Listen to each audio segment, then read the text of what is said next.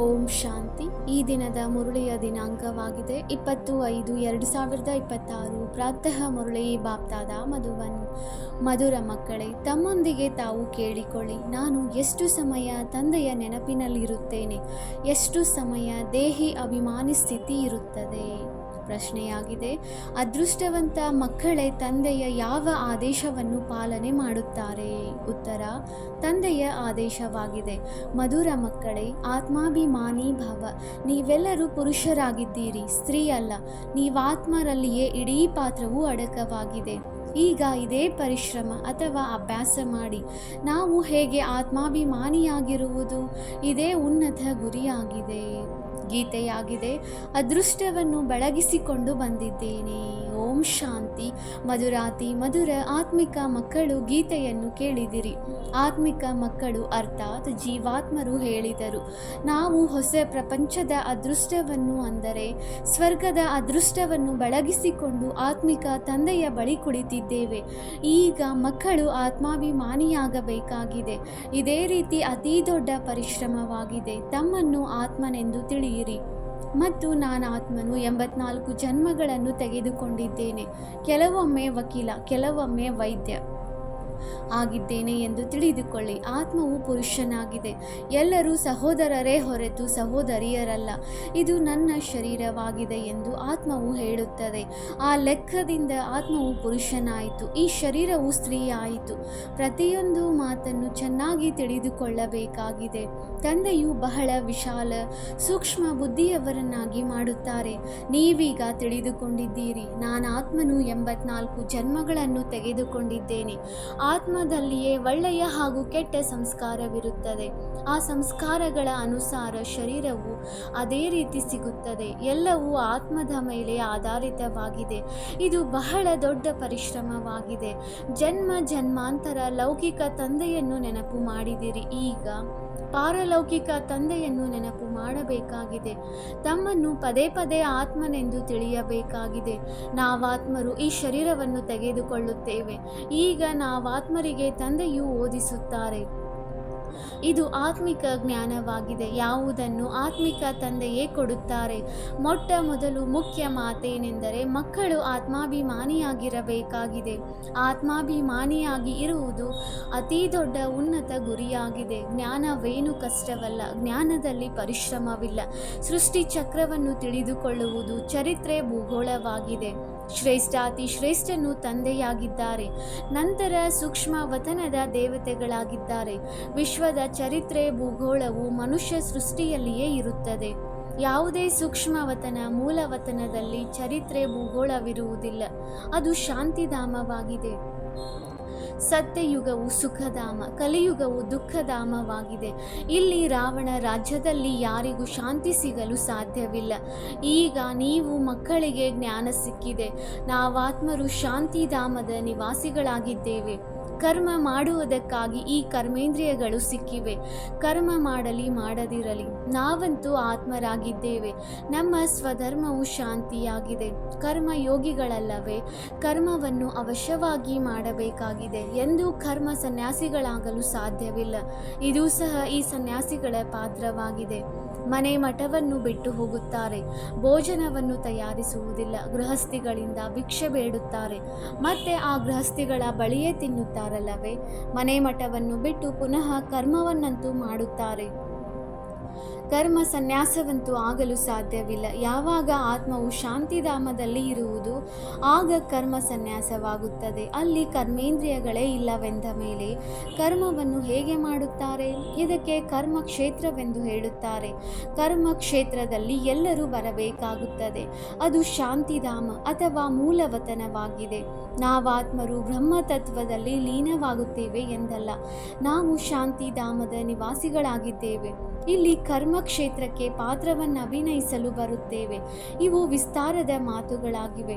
ಸಾರ ರೂಪದಲ್ಲಂತೂ ಹೇಳುತ್ತಾರೆ, ತಮ್ಮನ್ನು ಆತ್ಮನಿಶ್ಚಯ ಮಾಡಿಕೊಳ್ಳಿ ಮತ್ತು ತಂದೆಯನ್ನು ನೆನಪು ಮಾಡಿರಿ, ಆಗ ವಿಕರ್ಮಗಳು ವಿನಾಶವಾಗುವುದು. ಇದಕ್ಕೆ ಭಾರತದ ಪ್ರಾಚೀನ ಯೋಗವೆಂದು ಹೇಳಲಾಗುತ್ತದೆ. ವಾಸ್ತವದಲ್ಲಿ ಇದಕ್ಕೆ ಯೋಗವಲ್ಲ, ನೆನಪು ಎಂದು ಹೇಳಬೇಕು. ಇದರಲ್ಲಿ ಪರಿಶ್ರಮವಿದೆ. ಬಹಳ ಕೆಲವರೇ ಯೋಗಿಗಳಾಗುತ್ತಾರೆ. ಯೋಗದ ಶಿಕ್ಷಣವು ಮೊದಲು ಬೇಕು, ನಂತರ ಜ್ಞಾನ. ಮೊಟ್ಟ ಮೊದಲು ತಂದೆಯ ನೆನಪಾಗಿದೆ. ತಂದೆಯು ತಿಳಿಸುತ್ತಾರೆ, ದೇಹಿ ಅಭಿಮಾನಿಯಾಗಿ. ಇದು ಆತ್ಮಿಕ ನೆನಪಿನ ಯಾತ್ರೆಯಾಗಿದೆ, ಜ್ಞಾನದ ಯಾತ್ರೆಯಲ್ಲ. ಇದರಲ್ಲಿ ಬಹಳ ಪರಿಶ್ರಮ ಪಡಬೇಕಾಗುತ್ತದೆ. ಯಾರಾದರೂ ಬಲೆ ಬಿಕೆ ಎಂದು ಕರೆಸಿಕೊಳ್ಳಬಹುದು, ಆದರೆ ತಂದೆಯನ್ನು ನೆನಪು ಮಾಡುವುದಿಲ್ಲ. ತಂದೆಯು ಬಂದು ಬ್ರಹ್ಮರವರ ಮೂಲಕ ನೀವು ಮಕ್ಕಳನ್ನು ದೇಹಿ ಅಭಿಮಾನಿಯನ್ನಾಗಿ ಮಾಡುತ್ತಾರೆ. ಇವರು ದೇಹಾಭಿಮಾನಿಯಾಗಿದ್ದರು, ಈಗ ದೇಹಿ ಅಭಿಮಾನಿಯಾಗುವ ಪುರುಷಾರ್ಥವು ನಡೆಯುತ್ತಿದೆ. ಬ್ರಹ್ಮನು ಭಗವಂತನಲ್ಲ, ಇಲ್ಲಂತೂ ಎಲ್ಲ ಮನುಷ್ಯ ಮಾತ್ರ ರೂಪತೀತರಾಗಿದ್ದಾರೆ. ಪಾವನ ಶ್ರೇಷ್ಠಾಚಾರಿಗಳು ಒಬ್ಬರೂ ಇಲ್ಲ. ಆತ್ಮನಿಗಾಗಿಯೇ ಪುಣ್ಯಾತ್ಮ ಪಾಪಾತ್ಮನೆಂದು ಹೇಳಲಾಗುತ್ತದೆ. ನಾನಾತ್ಮನಿಗೆ ತೊಂದರೆ ಕೊಡಬೇಡಿ ಎಂದು ಮನುಷ್ಯರು ಹೇಳುತ್ತಾರೆ, ಆದರೆ ನಾನು ಯಾರು ಎಂಬುದನ್ನು ತಿಳಿದುಕೊಳ್ಳುವುದಿಲ್ಲ.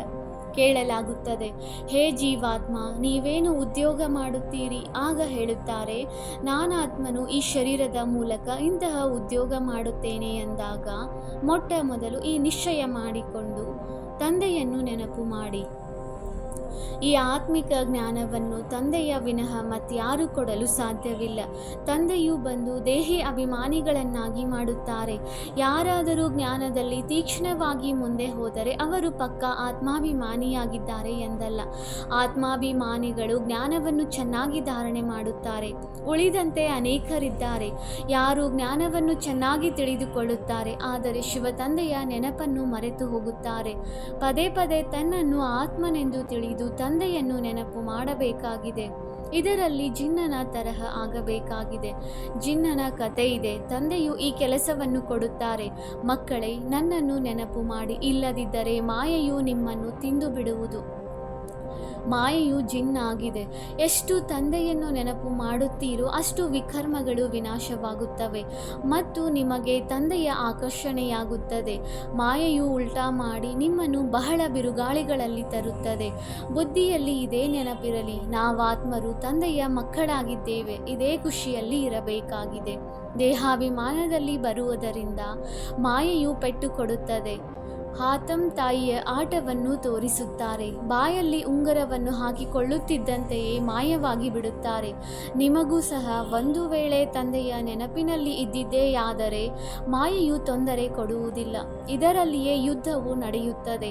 ನೀವು ನೆನಪು ಮಾಡುವ ಪುರುಷಾರ್ಥ ಮಾಡುತ್ತೀರಿ, ಆದರೆ ಮಾಯೆಯು ಈ ರೀತಿ ಉಸಿರು ಕಟ್ಟಿಸುತ್ತದೆ, ನೆನಪು ಮಾಡುವುದಕ್ಕೆ ಬಿಡುವುದಿಲ್ಲ. ನೀವು ಬೇಸರವಾಗಿ ಮಲಗಿಬಿಡುತ್ತೀರಿ.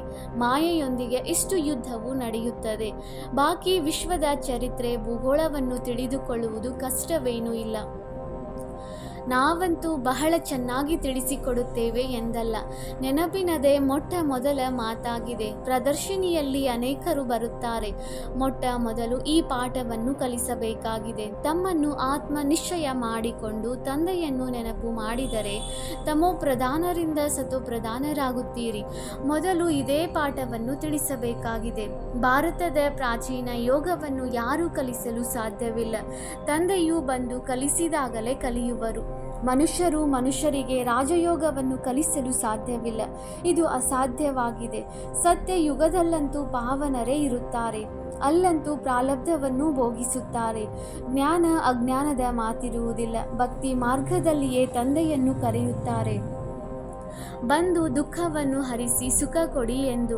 ಸತ್ಯ ತ್ರೇತಾಯುಗದಲ್ಲಿ ಯಾವುದೇ ಗುರು ಗೋಸಾಯಿಗಳು ಇರುವುದಿಲ್ಲ, ಅಲ್ಲಂತೂ ಸದ್ಗತಿ ಪಡೆದಿರುತ್ತಾರೆ.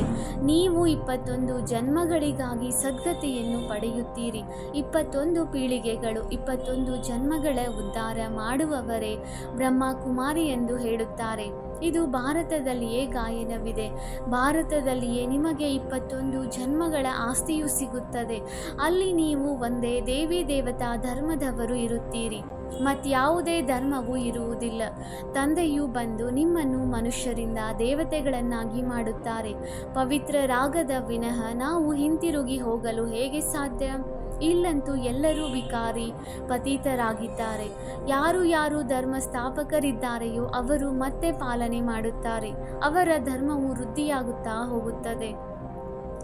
ಯಾರು ಹಿಂತಿರುಗಿ ಹೋಗಲು ಸಾಧ್ಯವಿಲ್ಲ. ಒಬ್ಬ ಪಾತ್ರಧಾರಿಯೂ ಹೋಗಲು ಸಾಧ್ಯವಿಲ್ಲ. ಎಲ್ಲರೂ ಸತೋಪ್ರಧಾನರಿಂದ ಸತೋ ರಜೋ ತಮೋದಲ್ಲಿ ಬರಲೇಬೇಕಾಗಿದೆ. ಬ್ರಹ್ಮನಿಗಾಗಿಯೂ ಬ್ರಹ್ಮನ ದಿನ, ಬ್ರಹ್ಮನ ರಾತ್ರಿ ಎಂದು ಹೇಳುತ್ತಾರೆ ಎಂದಾಗ ಸೃಷ್ಟಿಯಲ್ಲಿ ಕೇವಲ ಬ್ರಹ್ಮನೊಬ್ಬರೇ ಇರುವರೆ. ಈಗ ನೀವು ಬ್ರಾಹ್ಮಣ ಕುಲದವರಾಗುತ್ತಿದ್ದೀರಿ. ನೀವು ರಾತ್ರಿಯಲ್ಲಿದ್ದೀರಿ, ಈಗ ದಿನದಲ್ಲಿ ಹೋಗುತ್ತಿದ್ದೀರಿ. ನಿಮಗೆ ತಿಳಿಸಿದ್ದಾರೆ. ಎಷ್ಟು ಸಮಯ ಪೂಜ್ಯತನದಲ್ಲಿ, ಎಷ್ಟು ಜನ್ಮಗಳು ಪೂಜಾರಿಗಳಾಗುತ್ತೀರಿ. ಎಲ್ಲಿಯವರೆಗೆ ತಂದೆಯು ಬರುವುದಿಲ್ಲವೋ ಅಲ್ಲಿಯವರೆಗೆ ಯಾರು ಭ್ರಷ್ಟಾಚಾರಿಗಳಿಂದ ಶ್ರೇಷ್ಠಾಚಾರಿಗಳಾಗಲು ಸಾಧ್ಯವಿಲ್ಲ. ಯಾರು ವಿಕಾರದಿಂದ ಜನ್ಮ ಪಡೆಯುವರೋ ಅವರಿಗೆ ಭ್ರಷ್ಟಾಚಾರಿಗಳೆಂದು ಹೇಳಲಾಗುತ್ತದೆ. ಆದ್ದರಿಂದ ಇದಕ್ಕೆ ನರಕವೆಂದು ಹೇಳುವರು. ಸ್ವರ್ಗ ಮತ್ತು ನರಕ ಎರಡರಲ್ಲಿಯೂ ಒಂದು ವೇಳೆ ದುಃಖವಿದ್ದರೆ ಅದಕ್ಕೆ ಸ್ವರ್ಗವೆಂದು ಹೇಳಲಾಗುವುದಿಲ್ಲ.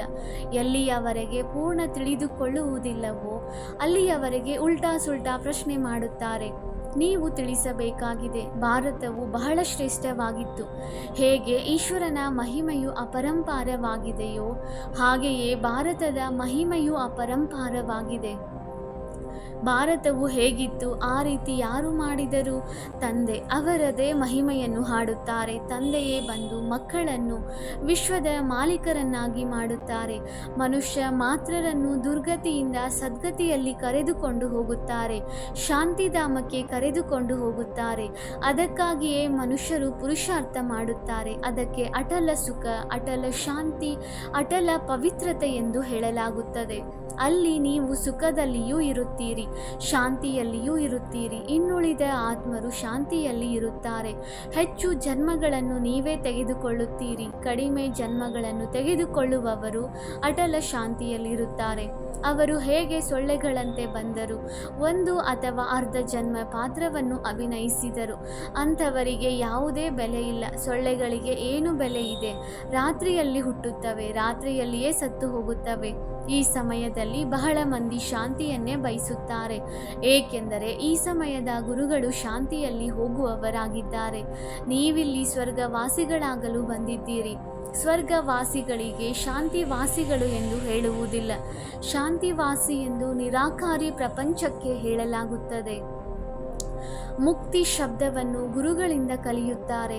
ಮಾತೆಯರು ವೈಕುಂಠಪುರಿಯಲ್ಲಿ ಹೋಗುವುದಕ್ಕಾಗಿ ವ್ರತ ನಿಯಮಗಳನ್ನು ಇಟ್ಟುಕೊಳ್ಳುತ್ತಾರೆ. ಯಾರಾದರೂ ಮರಣ ಹೊಂದಿದಾಗಲೂ ಸ್ವರ್ಗವಾಸಿಯಾದರೆಂದು ಹೇಳುತ್ತಾರೆ. ಯಾರೂ ಆಗುವುದಿಲ್ಲ. ಆದರೆ ಭಾರತವಾಸಿಗಳು ಸ್ವರ್ಗವನ್ನೇ ಒಪ್ಪುತ್ತಾರೆ. ಭಾರತವು ಸ್ವರ್ಗವಾಗಿತ್ತು ಎಂದು ತಿಳಿಯುತ್ತಾರೆ. ಶಿವತಂದೆಯು ಭಾರತದಲ್ಲಿಯೇ ಬಂದು ಸ್ವರ್ಗದ ರಚನೆ ಮಾಡುತ್ತಾರೆ. ಅಂದ ಮೇಲೆ ಅವಶ್ಯವಾಗಿ ಇಲ್ಲಿಯೇ ರಚಿಸುತ್ತಾರೆ. ಅವರು ಸ್ವರ್ಗದಲ್ಲಂತೂ ಬರುವುದಿಲ್ಲ.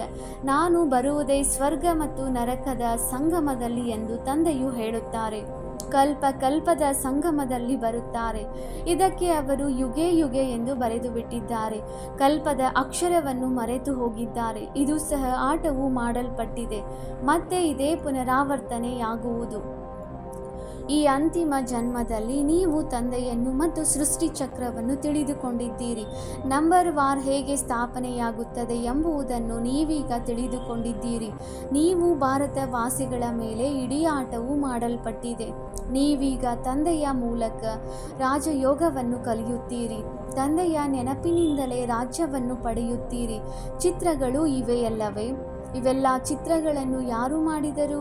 ಇವರಿಗೆ ಯಾರು ಗುರು ಗೋಸಾಯಿಗಳಂತೂ ಇಲ್ಲ. ಒಂದು ವೇಳೆ ಗುರುವಿದ್ದರೂ ಸಹ ಗುರುವಿಗೆ ಕೇವಲ ಒಬ್ಬ ಶಿಷ್ಯನೇ ಇರುವರೆ?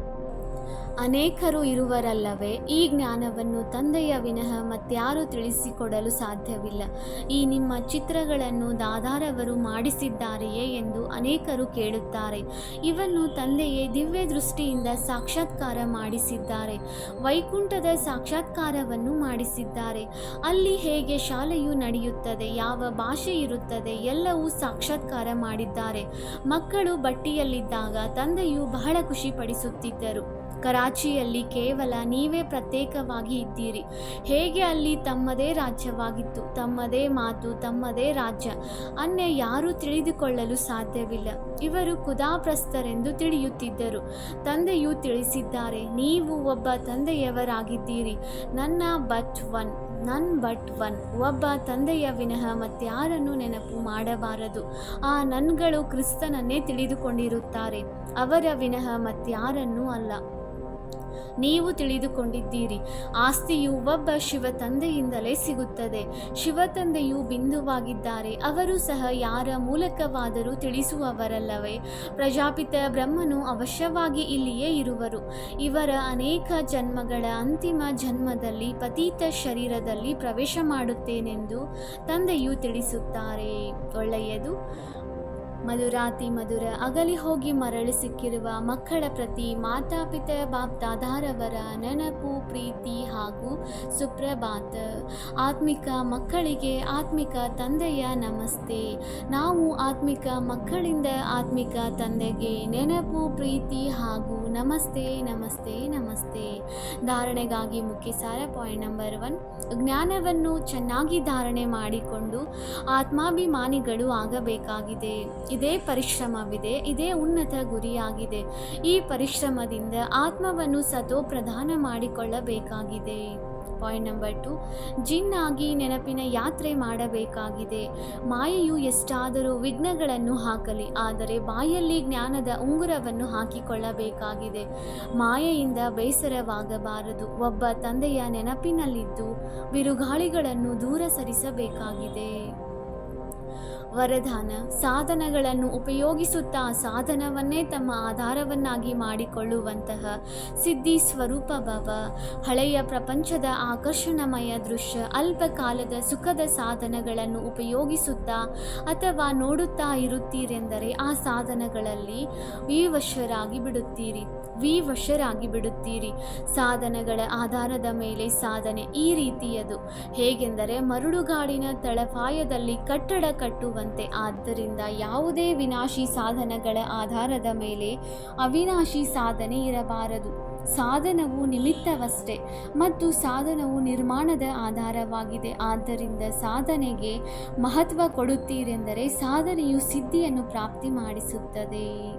ಸ್ಲೋಗನ್: ಯಾವುದೇ ಬಲಹೀನತೆಯ ಅಂಶವಿದ್ದರೆ ವಂಶವೇ ಉತ್ಪನ್ನವಾಗುತ್ತದೆ ಹಾಗೂ ಪರವಶರನ್ನಾಗಿ ಮಾಡಿಬಿಡುತ್ತದೆ. ಅವ್ಯಕ್ತ ಸೂಚನೆ: ಸದಾ ಅಚಲ ಅಡೋಲ ಏಕರಸ ಸ್ಥಿತಿಯ ಅನುಭವ ಮಾಡಿ. ಬುದ್ಧಿಯನ್ನು ಒಂದು ನೆಲೆಯಲ್ಲಿ ಸ್ಥಿರ ಮಾಡುವ ಯಾವ ಯುಕ್ತಿ ಸಿಕ್ಕಿದೆ ಇದನ್ನು ಸ್ಮೃತಿಯಲ್ಲಿ ಇಟ್ಟುಕೊಳ್ಳಿ. ಅಲುಗಾಡಲು ಬಿಡಬೇಡಿ. ದೇಹ ಹಾಗೂ ದೇಹದ ಪ್ರಪಂಚದಿಂದ ಭಿನ್ನರಾಗಿ ಮನಸ್ಸು ಬುದ್ಧಿಯ ವಿಮಾನದಿಂದ ಸೆಕೆಂಡಿನಲ್ಲಿ ಆಕಾರಿ ಹಾಗೂ ನಿರಾಕಾರಿ ಸ್ಥಿತಿಯ ಅನುಭವ ಮಾಡಿ. ಬುದ್ಧಿಯನ್ನು ಅಲುಗಾಡಲು ಬಿಡಬೇಡಿ, ಇಲ್ಲವಾದರೆ ಯುದ್ಧದಲ್ಲಿ ಬಹಳ ಸಮಯ ವ್ಯರ್ಥವಾಗುವುದು. ಹೇಗೆ ತಪಸ್ವಿಗಳು ಸದಾ ಆಸನದ ಮೇಲೆ ಕುಳಿತುಕೊಂಡಿದ್ದಾರೆ, ಅದೇ ರೀತಿ ತಾವು ತಮ್ಮ ಏಕರಸ ಸ್ಥಿತಿಯ ಆಸನದ ಮೇಲೆ ವಿರಾಜಮಾನರಾಗಿ ಇರಿ. ಆಗ ಭವಿಷ್ಯ ಸಿಂಹಾಸನ ಸಿಗುವುದು. ಓಂ ಶಾಂತಿ.